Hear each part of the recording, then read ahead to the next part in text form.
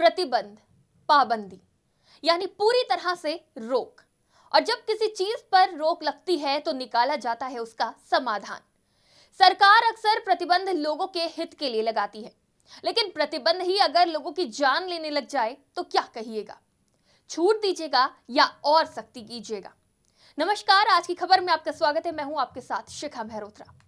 जब आप किसी के लिए एक सीमा तय करते हैं, किसी पर पाबंदी लगाते हैं, तो लोग उससे बाहर निकलना चाहते हैं, क्योंकि ये मनुष्य की प्रकृति है। और कभी कभी ये स्वभाव लोगों के लिए खतरनाक साबित हो जाता है, जिसका उदाहरण हमें बिहार में देखने को मिला, जहां शराब पूर्ण रूप से बैन है और लोग अपनी जरूरत को पूरी करने के लिए प्रतिबंध तोड़कर शराब का जुगाड़ करते नजर आए। सरकार की नाक के नीचे पुलिस थाने से कुछ दूर बिक रहे जहरीले जाम को न जाने कितने लोगों ने अपने होठों से लगाया, मगर हाथ आई सिर्फ मौत। बिहार के छपरा में जहरीली शराब पीने से कई लोगों की मौत हुई, जिसका आंकड़ा लगातार बढ़ता जा रहा है और अब यह आंकड़ा बढ़कर 53 हो गया है। पिछले दिन मंगलवार को 5 मौतें हुई थी। इसके बाद बुधवार को 25 और गुरुवार को 19 लोगों की जान गई। शुक्रवार सुबह तक 4 और लोगों को जहरीली शराब निगल गई। सबसे ज्यादा मौतें छपरा के मशरक, अमनौर और मढ़ौरा इलाके में हुई। ये लोग निजी क्लिनिक में या घर पर इलाज करा रहे थे। मरने वालों में 3 ऐसे लोग हैं जो खुद शराब बेच रहे थे। उधर गुरुवार को इस मामले पर सीएम नीतीश कुमार ने कहा था कि जहरीली शराब से शुरू से लोग मरते आए हैं। आपको अलर्ट रहना चाहिए, क्योंकि जब शराब बंदी है तो खराब शराब मिलेगी ही। जो शराब पिएगा वो मरेगा। हालांकि सीएम नीतीश के इस बयान को गैर जिम्मेदाराना बताते हुए काफी हंगामा हुआ और मौत के मामले लगातार बढ़ते जा रहे हैं। एक्साइज डिपार्टमेंट की 7 टीमें छापेमारी कर रही हैं। मशरक के अलग अलग इलाके से 600 लीटर अवैध शराब बरामद हुई है।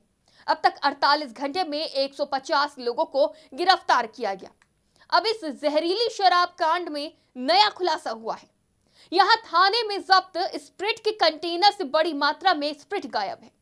शक है कि इसी स्प्रिट से ये जहरीली शराब बनती थी, जिसे पीकर कई मौतें हुई। चौंकाने वाली बात यह है कि ये कहीं और से नहीं बल्कि थाने से सप्लाई की गई थी। इस बात के सबूत के तौर पर ग्रामीणों ने वीडियो बनाकर एक्साइज डिपार्टमेंट के मुख्य सचिव के पाठक को भेजा है। जांच के दौरान जब देखा गया तो जब्त स्प्रिट के ड्रम खुले थे, स्प्रिट गायब थी। अब सैंपल पटना भेजा गया है।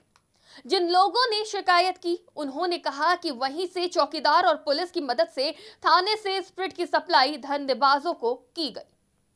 कई कंटेनरों के ढक्कन गायब है। अब सवाल कई उठते हैं, जिनकी निगरानी में प्रतिबंध का पालन कराना था, क्या उन्हीं की शय पर यह गोरख धंधा चल रहा है, या प्रतिबंध ने मजबूर कर दिया जहर खरीदने के लिए? सबसे बड़ा सवाल यह है कि इन 53 लोगों की मौत का जिम्मेदार जहरीली शराब है या फिर पाबंदियों की दीवारें खड़ी करने वाला? यह सिस्टम जिम्मेदार है या फिर शराब? सवाल तो कई उठ रहे हैं। लगातार कार्रवाई भी हो रही है, लेकिन इसका जिम्मेदार कौन है? क्या पाबंदियां खत्म होंगी या और सख्ती करी जाएगी? क्योंकि सीएम नीतीश ने भी कह दिया है कि जब पाबंदी है तो खराब सामान मिलेगा, जहरीली शराब मिलेगी, जो पिएगा वो मरेगा।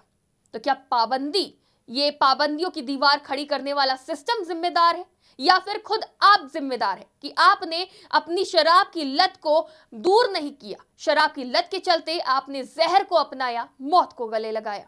अब यह आपके ऊपर है कि आप अपनी जिंदगी चुनते हैं या जहर। फिलहाल हम ऐसी ही खबरें आपके लिए लाते रहेंगे, आपको जागरूक करते रहेंगे। आप देखते रहिए आज की खबर।